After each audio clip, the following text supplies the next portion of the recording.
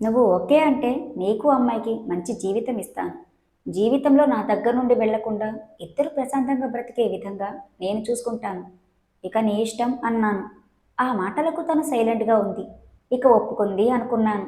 తనను పట్టుకొని చిన్నగా నా గదిలోకి తీసుకొని వెళ్ళాను. తనని నా మంచం మీద పడుకోబెట్టాను. తను కళ్ళు మూసుకొని పడుకొని ఉంది. ఇక నేను తన పెదాలను అందుకున్నాను. తను వద్దు అనలేదు, సపోర్ట్ చేయడం లేదు. అలా 15 నిమిషాల తర్వాత తను కూడా నాకు బాగా సహకరించడం మొదలుపెట్టింది. తనతో మాట్లాడాలి, తన వాయిస్ వినాలనిపించింది. మరి లైఫ్ లాంగ్ నాతో ఉంటావా అన్నాను. పని చేసుకుంటూ మీ దగ్గరే బతికేస్తాము అన్నది. మీరు పనివాళ్ళలాగా ఉండటం నాకిష్టం లేదు. మిమ్మల్ని పెళ్లి చేసుకుంటాను అన్నాను. తను ఆశ్చర్యంగా నా వైపు చూస్తూ, వద్దు బాబు, దయచేసి నేను మిమ్మల్ని చేసుకోలేను. కావాలంటే జీవితాంతం నాతో ఉండండి. అంతే తప్ప పెళ్లి వద్దు అన్నది. అదేంటి అన్నాను. నా కూతురు నన్ను తప్పుగా అనుకుంటది. అలాంటి పని నేను చేయలేను. అర్థం చేసుకోండి అన్నది. తన నిజాయితీ నాకు చాలా బాగా నచ్చింది. మీ మనసు నాకు నచ్చింది. మీ అందం నాకు నచ్చింది. నిన్ను మిమ్మల్ని సొంతం చేసుకోవాలన్న కోరిక తీరలేదని బాధగా ఉంది అన్నాను. జీవితాంతమైనా నేను మీ సొంతమే. ఇంకొకటితో నేను ఉండేది లేదు. ఇక జీవితాంతం నీతోనే అన్నది. ఆ మాటకు నాకు చాలా ఆనందం అనిపించింది. ఆనందంతో అలసిపోయి పక్కన పడుకున్నాను. కాసేపు రిలాక్స్ అయ్యి లేచి బెడ్ లైట్ వేశాను. తను మంచం మీద కూర్చొని ఉంది, సిగ్గుతో నా వైపు చూడలేకపోతుంది.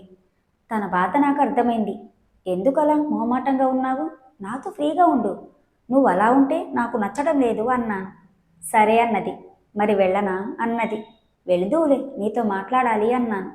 చెప్పండి అన్నది. ఎలా కలిసి ఉండాలి అనే దాని గురించి ఆలోచిస్తున్నాను. నువ్వేమో నన్ను చేసుకోవడానికి ఇష్టపడడం లేదు. మరెలా అన్నాను. నేను చెప్పాను కదా బాబు, మీ ఇంట్లో పని చేసుకుంటూ ఉంటాంలే అన్నది. నాకు తెలియక ఏదో పనికి సాయం చేయడానికి వచ్చారు అనుకున్నాను. అది కాక మీ శరీరంతో నా శరీరం కలిశాక కూడా మీ ఇల్లు అనకండి, మన ఇల్లు అనండి అన్నాను. తన కంటి నుండి నీరు కారుతుంది. ఎందుకు బాధపడుతున్నావు అన్నాను. ఎన్నాళ్లకు మాకు ఒక మనిషి ఉన్నారు. ఎటు పోవాలో తెలియని పరిస్థితుల్లో మీరు మమ్మల్ని దగ్గరికి తీసుకున్నారు. బాధ కాదు, ఆనంద బాష్పాలు అన్నది. మరెలా చెప్పు, ఎలా కలిసి ఉండాలి మనం అన్నాను. నాకు తెలీదు. మీరు మాకు చాలా లైఫ్ ఇచ్చారు. మీరు ఎలా చెబితే అలా చేద్దాం. కానీ లోకం కోసం, మీ నాన్న కోసం, నా కూతురి కోసం పెళ్లి మాత్రం వద్దు అన్నది. సరే మరి, నా దగ్గర ఒక ఆలోచన ఉన్నది. అది కూడా నీకిష్టమైతేనే అన్నాను. తను వెంటనే, నా ఇష్టమేముంది, నీకిష్టమైతే చాలు చెప్పండి అన్నది. తప్పుగా అనుకోవు కదా అన్నాను. అనుకోను, అసలు చెప్పండి అన్నది. మళ్ళీ అడుగుతున్నాను, తప్పుగా అనుకోకూడదు అన్నాను. అస్సలు అనుకోను, చెప్పండి బాబు అన్నది. నువ్వెలాగో నన్ను చేసుకోలేను అంటున్నావు. నీ కూతురికి పెళ్లి చేసి వెళ్ళిపోతే నువ్వు నా దగ్గర ఉంటావు. నేను పెళ్లి చేసుకుంటే వచ్చిన అమ్మాయి నిన్ను అర్థం చేసుకుంటుందో లేదో నువ్వు ఇబ్బంది పడతావని బాధగా ఉంది. అందుకే ఈ నిర్ణయం తీసుకున్నాను. అది కూడా నీకిష్టమైతే మాత్రమే అన్నాను. పర్వాలేదు చెప్పండి అన్నది. వెంటనే నేను, నీ కూతుర్ని నేను పెళ్లి చేసుకుంటాను అన్నాను. నా వైపు చూసి, అదేంటి బాబు ఆ మాట అంటున్నావు అన్నది. అమ్మాయికి పెళ్లి చేసి బయట వారికిస్తే వెళ్ళిపోతుంది. తర్వాత మన పరిస్థితులు బాగుండవు, అవి నాకు తెలుసు. అందుకే ఏ నిర్ణయం తీసుకున్నాను. అర్థం చేసుకో, మన ముగ్గురం కలిసి ఉండొచ్చు జీవితాంతం అన్నాను. తను ఆలోచిస్తూ ఉంది. బలవంతంగా ఒప్పుకోవద్దు, నీకిష్టమైతేనే. మన లైఫ్ కోసం నేను చెప్తున్న మాట, అంతే తప్ప ఏదో ఉద్దేశంతో చెప్పడం లేదు. నిన్ను వదులుకోవడం ఇష్టం లేక నేను ఈ మాట చెప్తున్నాను. ఏదో ఇబ్బంది పెడుతున్నానని మాత్రం అస్సలు అనుకోవద్దు అన్నాను. అదేం లేదు బాబు, కానీ కొంచెం ఏదోలా అనిపిస్తుంది. అదేగాక దానికి 18 సంవత్సరాలు, అందుకే ఆలోచిస్తున్నాను అన్నది. 18 సంవత్సరాలు అయితే ఏమి, మన దగ్గర ఉండేదే కదా. నువ్వు నేను బాగానే చూసుకుంటాము కదా. మీకిష్టమైతేనే చూడండి, లేదంటే వదిలేసేయండి. మీరు మాత్రం ఇబ్బంది పడకండి అన్నాను. సరే మరి అన్నది. మరి ఇష్టమేనా అన్నాను. రేపు అమ్మాయి వచ్చిన తర్వాత అడిగి చూద్దాం అన్నది. సరే మీ ఇష్టం, మీ ఇద్దరికి ఇష్టమైతేనే చేద్దాం, లేకపోతే వద్దు అన్నాను. సరే మరి, నేను వెళ్ళి పడుకుంటాను అని లేచింది. ఎక్కడికి వెళ్తున్నావు అని తన చేయి పట్టుకున్నాను. వెళ్ళి పడుకుంటాను అన్నది. నాకు మళ్ళీ కావాలనిపిస్తుంది అన్నాను. తనేం మాట్లాడకుండా సైలెంట్గా మంచం మీద కూర్చుంది. తనను అలాగే వెనక్కి మంచం మీద పడుకోబెట్టి తన పెదవులను మళ్ళీ అందుకున్నాను. 10 నిమిషాల తర్వాత నాకు బాగా కోఆపరేట్ ఇస్తూ 10 నిమిషాల తర్వాత నాకు బాగా కోఆపరేట్ చేస్తూ చిన్నగా నవ్వింది. నాకు చాలా ఆనందం అనిపించింది.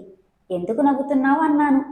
నాతో ఉంటూ మళ్ళీ నా కూతుర్ని కూడా కావాలంటున్నావు అన్నది. ఓయ్ అలా కాదు, నీకోసమే దాన్ని చేసుకోవాలనుకుంటున్నాను, అంతే తప్ప దానికోసం కాదు అన్నాను. ఏమో నీ ఇష్టం అన్నది. అయినా తను నాకు ఇంపార్టెంట్ కాదు, నువ్వు నాకు ఇంపార్టెంట్ అన్నాను. నా కోసం నా కూతురికి అన్యాయం చేయకు, దాన్ని బాగా సుఖపెట్టు. అది కాక మనిద్దరి విషయం జీవితాంతం దానికి తెలియకూడదు అన్నది. తెలియకుండా నేను చూసుకుంటాను అన్నాను. ఎలా చూసుకుంటావు అన్నది. ఏముంది, ఆఫీస్ దాన్నే చూసుకోమని చెప్తాను, అది ఆఫీస్కి వెళ్ళి వస్తుంది, నేను ఏదో ఒకటి టైంలో వస్తాను అన్నాను. అబ్బో మామూలోడిది కాదు బాబు అని నాకు ముద్దు పెట్టి, నీలాంటి మగవాడు దొరికితే ఏ ఆడదానికైనా సుఖం చాలా బాగుంటుంది, నా కూతురికి నీలాంటి మగవాడు దొరకడం మా అదృష్టం అన్నది. కాసేపటి కలిసిపోయి తన మీద పడుకున్నాను. ఉదయం లేవగానే కాఫీ తీసుకుని వచ్చింది. అప్పటికే తన కూతురు రాణి వచ్చింది. కాఫీ తాగి ఫ్రెష్ అయ్యాను. కానీ అమ్మలాంటి ఆంటీ మాత్రం తలస్నానం చేసి చాలా సెక్సీగా అటు ఇటు తిరుగుతూ రాణి చూడనప్పుడు అలా నన్ను చూసి నవ్వుతుంది. కానీ దాన్ని ఏమైనా చేద్దామనుకుంటే దాని కూతురు ఇంట్లోనే ఉంది. ఇక ఆ రోజు ఆఫీస్కి వెళ్ళి మధ్యాహ్నం వచ్చాను. ముగ్గురం భోజనం చేస్తూ నేను తనతో ఇలా అన్నాను. ఏమైంది, రాణికి విషయం చెప్పావా అన్నాను. రాణి నా వైపు ఆశ్చర్యంగా చూస్తూ ఏంటి అన్నట్లు చూసింది. వాళ్ళమ్మ మాత్రం చెప్పలేదు అన్నది. ఇంతలోనే భోజనం పూర్తి చేసుకొని ముగ్గురం కూర్చున్నాము.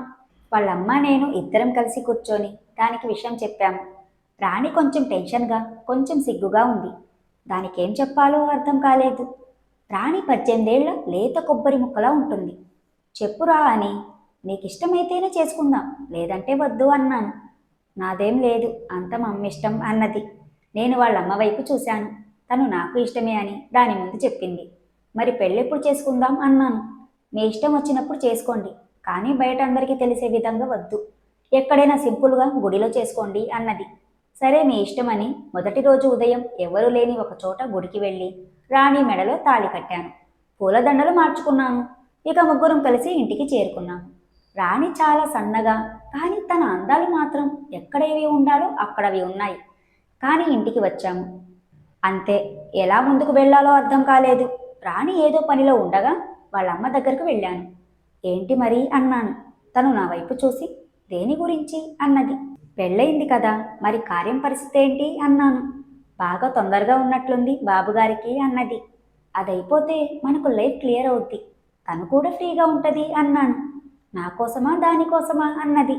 నేను తనను గట్టిగా కౌగిలించుకొని కిస్ చేసి నీకోసమే కదా అన్నాను. సరే మరి రెడీ అవ్వండి, నేను వెళ్ళి అమ్మాయిని రెడీ చేస్తాను అన్నది. సరే అని నేను వెళ్ళి రెడీ అయ్యాను. రాణిని రెడీ చేసి తను వెళ్ళి పూల పక్క రెడీ చేసింది. రాత్రి 8 అయింది. రాణి నన్ను చూడాలంటే చాలా సిగ్గుగా ఉంది. ఇక ముగ్గురం కలిసి భోజనం చేశాం. రాణి చాలా అందంగా ఉంది, కానీ చాలా లేతగా ఉంది. ఇక నన్ను వాళ్ళమ్మ పక్కకు పిలిచి, దానికేం తెలియదు, కొంచెం జాగ్రత్తగా స్మూత్గా డీల్ చేయి ప్లీజ్ అన్నది. పర్వాలేదు అన్నాను. సరే వెళ్ళు, అమ్మాయి వస్తుంది అన్నది. సరే అని నేను గదిలోకి వెళ్ళాను. బయట దానితో వాళ్ళమ్మ మాట్లాడుతూ ఉంది. రాణి, నీకేం తెలియదు కదా, తనేం చేసినా కాదనకు. ఏం కాదు, తనకు మాత్రం ఇబ్బంది పెట్టకు, మనకు మంచి లైఫ్ ఇచ్చాడు, తనని నువ్వు ఎంత సుఖంగా చూసుకుంటే మన లైఫ్ అంత బాగుంటుంది అని చెప్పింది. అలాగే అమ్మా, కాకపోతే కొంచెం భయంగా ఉంది అన్నది. ఏం కాదు, అబ్బాయి చాలా మంచివాడు, నిన్ను బాగా చూసుకుంటాడు, వెళ్ళు అన్నది. ఇక రాణి పాల గ్లాస్ తీసుకొని గదిలోకి వచ్చి పాల గ్లాస్ నా చేతికి ఇచ్చింది. నేను సగం తాగి తనకిచ్చాను. సగం పాలు తను తాగి నా కాళ్లకు నమస్కారం చేసింది. తనను చూస్తూ ఉన్నాను, కానీ తను చాలా సిగ్గుగా నా వైపు చూడలేకపోతుంది. తన పరిస్థితి అర్థం చేసుకున్న నేను తనను పట్టుకొని మంచం మీద పడుకోబెట్టాను. గులాబీ రేకుల మధ్యలో లేత గులాబీ మొగ్గలా ఉంది. ఇక తన పక్కన పడుకొని తన లేత పెదవులను అందుకున్నాను. ఇక కాసేపటికి అలిసిపోయి దాని పక్కన పడుకున్నాను. అది దాని తల నా గుండెల మీద పెట్టి పడుకుంది. ఇక ఇద్దరం అలానే నిద్రలోకి జారుకున్నాము. ఇక శోభనం రాత్రి ఇద్దరం నిద్రపోయాక ఉదయాన్నే ఇద్దరికీ ఒకేసారి మెలకు వచ్చింది. పైకి లేవబోయిన రాణిని చేయి పట్టుకొని వెనక్కి లాగాను. ఇప్పుడు వద్దండి, నీరసంగా ఉంది, స్నానం చేయకపోతే చిరాకుగా ఉంటుంది, స్నానం చేసి వస్తాను అన్నది. సరే అని వదిలేశాను. ఇక తను బయటికి వెళ్ళింది. నేను వెంటనే వెళ్ళి స్నానం చేశాను. కాసేపటి తర్వాత ముగ్గురం కలిసి టిఫిన్ చేస్తున్నాము. రాణి మొహంలో నీరసం ఎక్కువగా కనిపిస్తుంది. సన్నగా ఉంటుంది, వయసు తక్కువ కాబట్టి. టిఫిన్ అయిపోగానే రెస్ట్ తీసుకో అమ్మా అన్నది ఆంటీ. సరే అని రాణి మా పడక గది వైపు వెళ్ళింది. 10 నిమిషాల తర్వాత నేను కూడా లోపలికి వెళ్ళాను. నేను వెళ్ళేసరికి తను అప్పుడే నిద్రలోకి వెళ్ళబోతుంటే నేను వెళ్ళి పక్కన పడుకున్నాను. తన పైన చేయి వేశాను. తను నా వైపు చూసి కాసేపు రెస్ట్ తీసుకుంటానండి అన్నది. పాపం నీరసంగా ఉంది కాబట్టి సరే పడుకో మరి అని నేను బయటికి వచ్చాను. అప్పుడే అత్త ఏదో పనిలో ఉంది. నేను నిదానంగా వెళ్ళి తనను వెనక నుండి కౌగిలించుకున్నాను. తను ఉలిక్కి పడింది. ఏంటి బాబు, అమ్మాయి చూస్తుంది ఏంటి నువ్వు అన్నది.